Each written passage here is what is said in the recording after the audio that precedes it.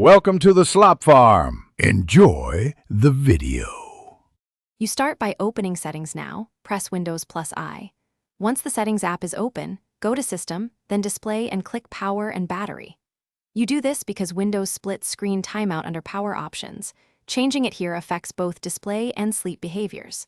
Make sure you signed in as an administrator or have permission, because some values are blocked for standard users. If locked, plan to request credentials or use an admin account before moving on. Once in Power and Battery, expand Screen and Sleep to reveal timeout options. You'll see choices for on battery and plugged in. Change both Turn off my screen and put device to sleep to explicit minutes, or select Never if you want no timeout.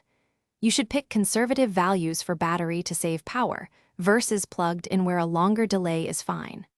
Also, check Advanced Settings and Power Mode, because a high performance or battery saver profile can override or alter those timers. Finish by confirming lock screen settings.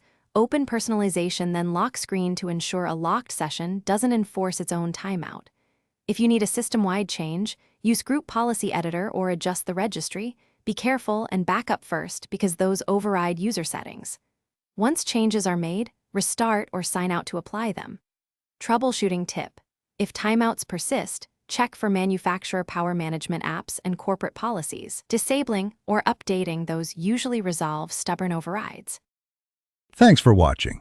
Consider subscribing if we helped you today.